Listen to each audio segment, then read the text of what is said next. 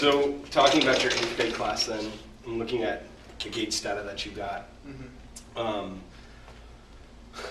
let's kind of backtrack real quick. I mean, just thinking about your class as a whole, I'd love for you to kind of think through, on the TAL rubric, like where you think your kids stand now that your year is over. You've gotten a chance to look at some of the data, you've seen some of their work, and we'll speak specifically to the reading portion in a second. But like as a whole, where do you think your class falls here? I think that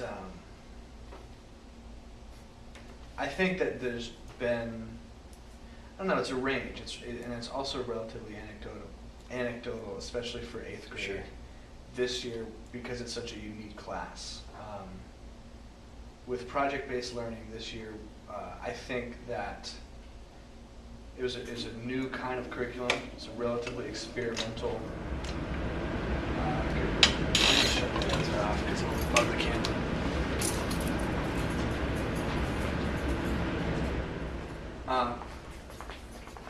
PBL, I shouldn't say experimental, but project-based learning is very, very different than your traditional classroom. And the reason it's different is I think the landscape of how we're going to interact, especially with college and the job market, PBL is designed to sort of approach a very, very self-directed learning style. So and the reason I'm sort of elaborating on this is like if I look at this and say, well, my students made dramatic academic growth, I would say that's where they fall on the TAL rubric, but I also think that like there's a significant portion of my students that perhaps did not make that dramatic academic growth. I mean, I can think of like the lower third of my 8th graders who perhaps did not make the kind of dramatic academic growth that a lot of the other students experience in PBL. But I also think that they made dramatic, I want to say almost social growth, or they made dramatic, there was like dramatic confidence growth in just simply the way that they approached school. Because our class in 8th grade didn't measure, I mean, we tried to quantify things like work ethic. We tried to rigorously quantify something like collaboration. And technically that might not be academic growth. And I'm specifically thinking, of the GATES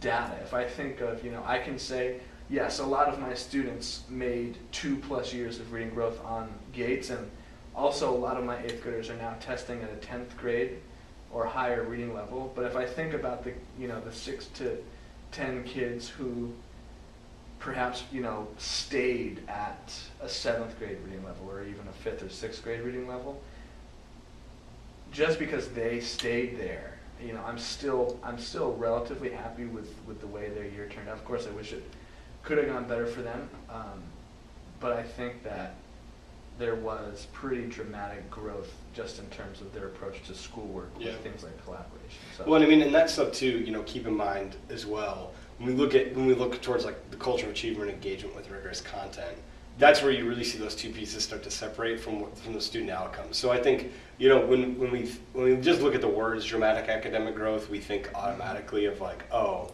did they score really high on their test? Did they score really high on their diagnostic? Did they have reading growth? Whatever. But I think Teach for America would even agree. But I think just as an education community, we need to think of things like dramatic academic growth as meaning more than just a test score or get diagnostics. So I think what you're saying in terms of your goals with project-based learning and the things that perhaps that like lower third, having those dramatic, I would say, what I'm saying is I think that is academic growth, those things. Just because they're not reading at an 8th grade level, if they started here and they're now here and their confidence started here, but their confidence is now here, that's actually more along that path changing line, because they're going to take that and actually go with it and actually make something of themselves.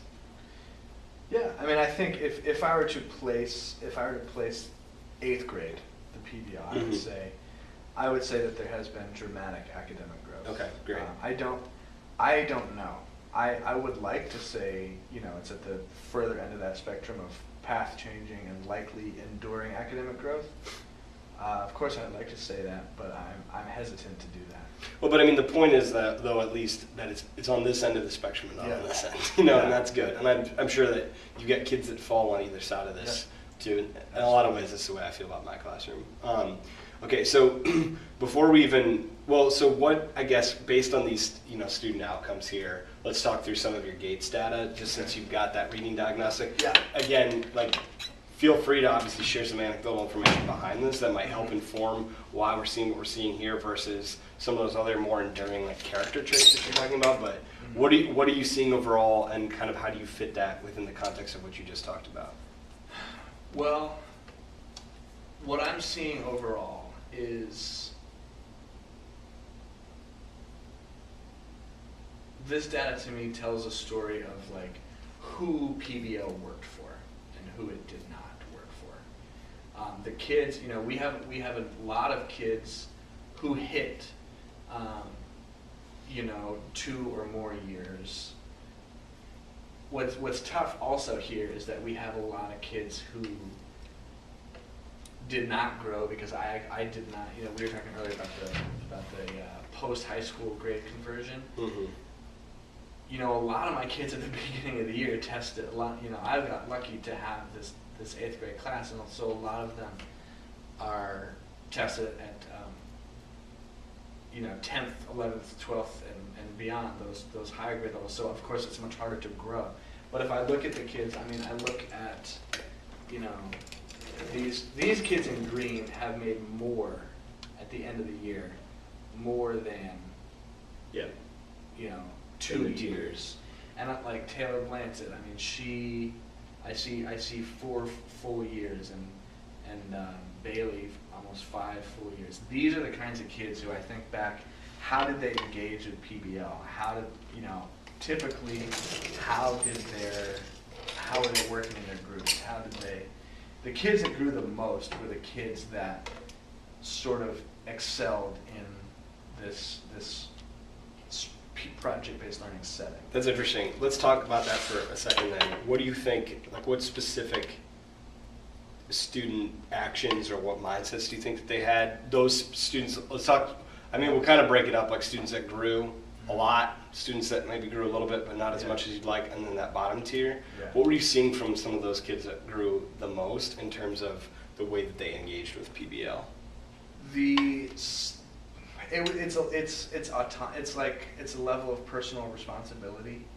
The kids that grew a lot on GATES tended to accept the fact that that their projects and the things that we were asking them to do were not open-ended, were open-ended and were not very clear. The kids who grew the most in reading were the kids who stepped up within their projects throughout the year and said, well, Mr. Maris and Mr. Newton didn't say to do this or to not do this, so here's what we want our project to do. Here's what we want to do with our video.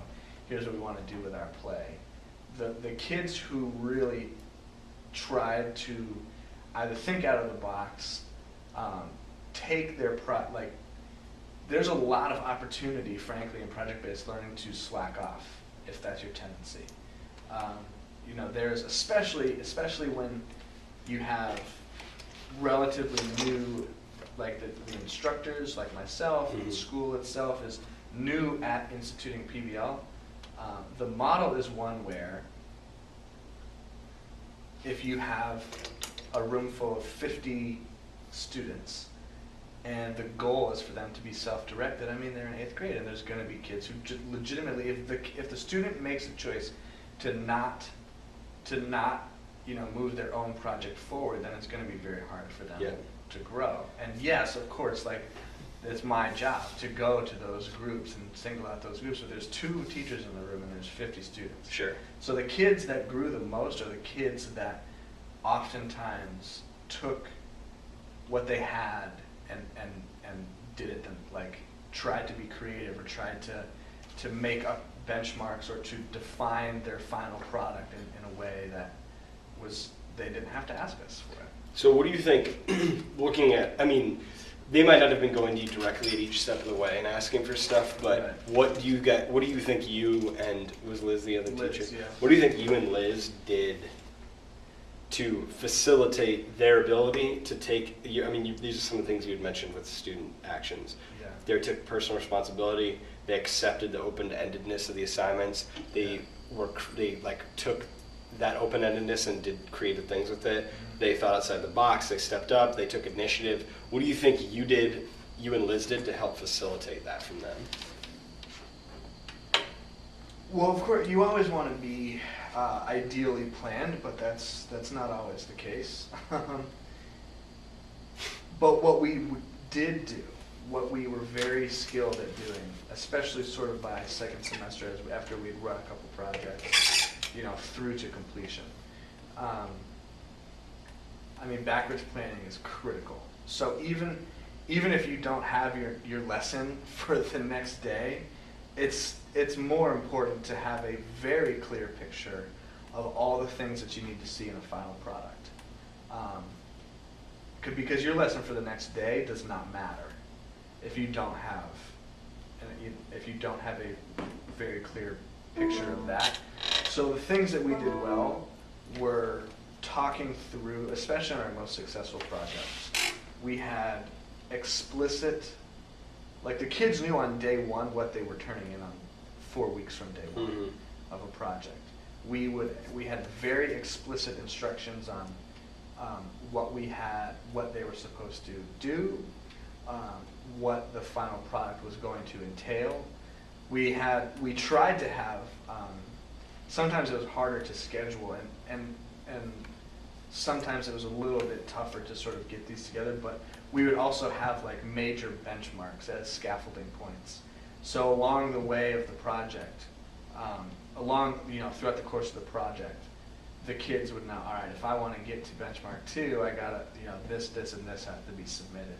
If I want to get to benchmark 3, I've got a conference with Mr. Mayers and I kind of get, critical friends feedback on this particular essay or this particular narrative that I'm writing. That's one piece of the final product.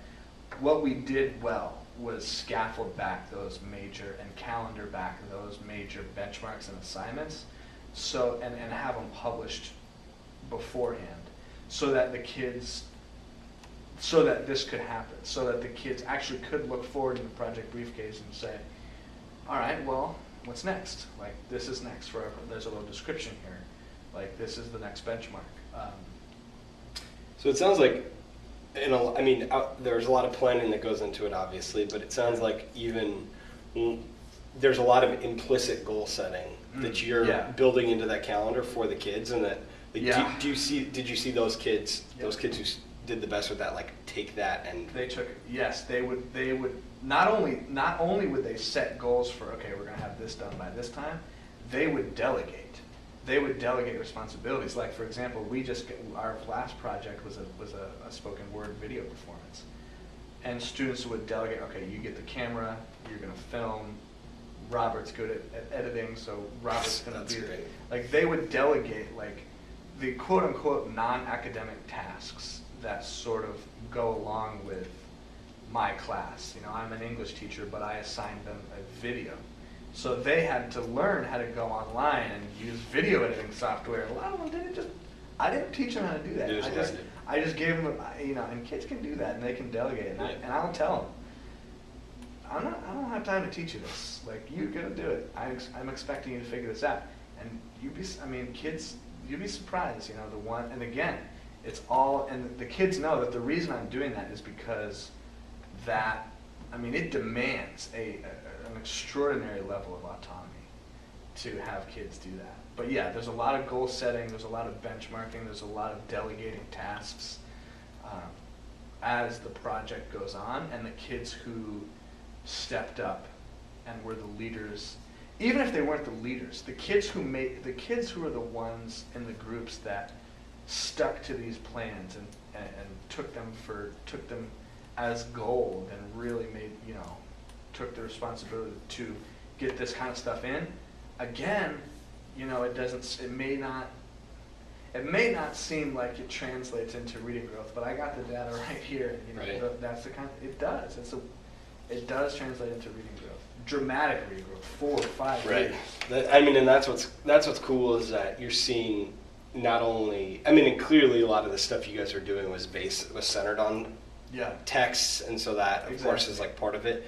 But the idea that kind of growth is showing up, you know, in like the numbers, but you're also seeing it in terms of, wow, this girl just like commanded 3 people in her project to do X, Y, Z, and that Yeah. like that being a pretty powerful like academic growth Right. too. And the other thing is like, oh, like when I was talking earlier about benchmarking, I mean, a lot of this stuff was, I would have perhaps 6 articles loaded into a project briefcase, and I would say, there you go. Like, Do it. It's a very, like, there's not a lot of whole class reading, at least not, you know, there will be, like, when I'm doing a text discussion or when I'm doing things in here that are like smaller workshops, yeah, there's like more whole class reading, but not a lot.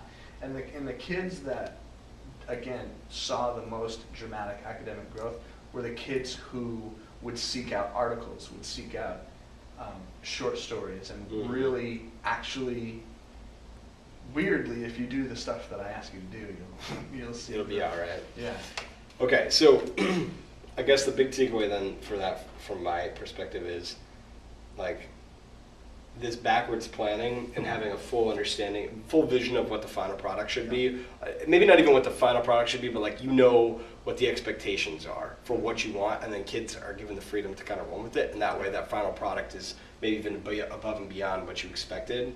But that is, in a lot of ways, you setting the conditions for success, and then kids taking personal responsibility with like this implicit goal setting to achieve. Yeah. So just for the sake of time, let's kind of think about that lower tier, kind of skip that middle tier, because I'm sure that some of the takeaways you'll have for this will apply to that middle tier, and and then same with the top level. Yeah. What are some of the student actions that you saw from like those lower performing kids, whether you're seeing that on here or whether you're just thinking of it in terms of what they're doing in class? Mm-hmm. What were you seeing from them that on both levels think about what was holding them back, and then think about the things that you saw that when they did have successes that they were doing? The biggest thing that I saw that held kids back, and especially, and again, like, in thinking specifically about PBL, but but this also applies in general, because we did do a lot of group work in 10th grade, Mm-hmm. where this also applies. The biggest thing that I noticed that correlates directly with like non-growth or perhaps even regression is like not doing, like simply just not being a part of your group. Like, I would, you know, a lot of times we have these like, you know, unique creative writing assignments where students will be collaborating on a shared Google document. And it should be 4 of them. So the expectation is that each student is engaged, you know, with their screen, or perhaps not, like, perhaps if you're not engaged with your screen, you're engaged with the source text that this writing assignment is based off of.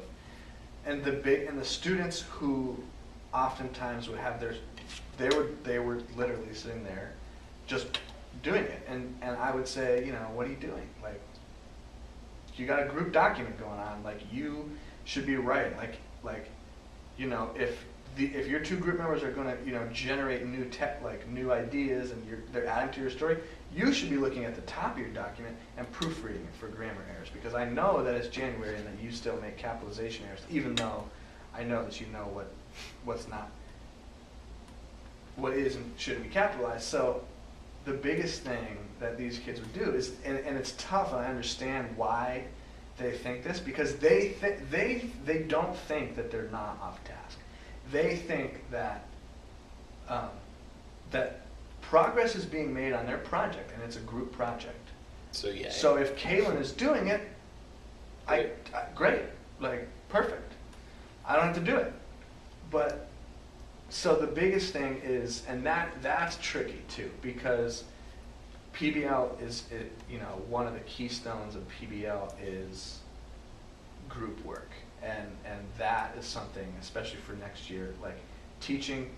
That's something that I got better at teaching, is the collaboration. Like, if at no point in time should you be sitting doing nothing, like, and that happens frequently, in PBL.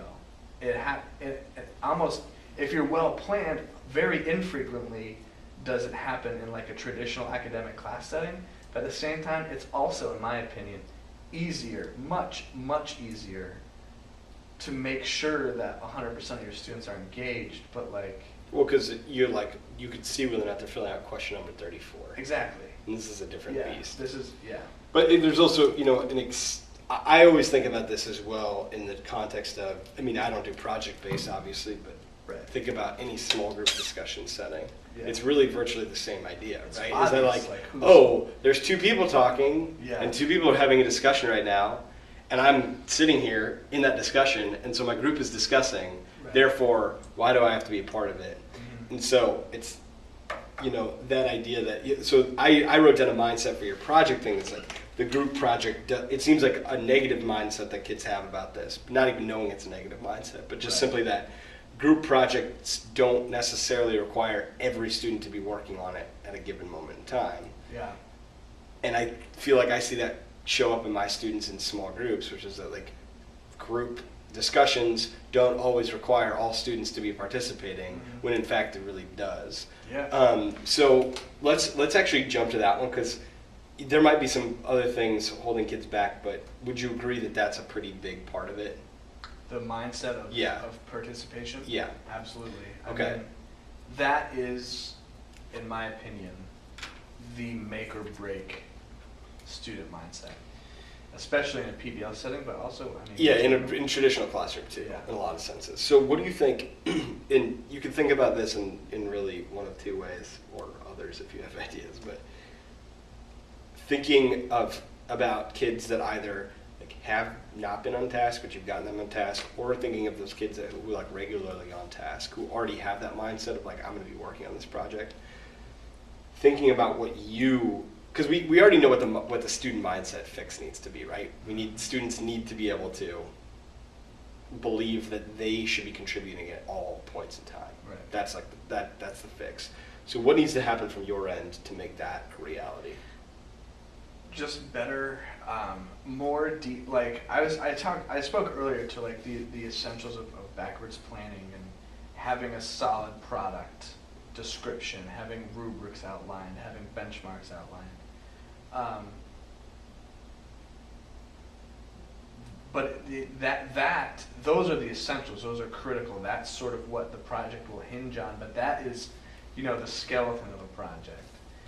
The scaffolding needs to be much more detailed. I mean, to plan a project is it is very hard. It is very time intensive. If you really want to have a successful project, and if you want to adapt it to, like there are projects that are on the New Tech library that you can literally just copy and paste, but which is great, and we've done that before, and that has all the assessments, that has all the rubrics, that has all the expectations.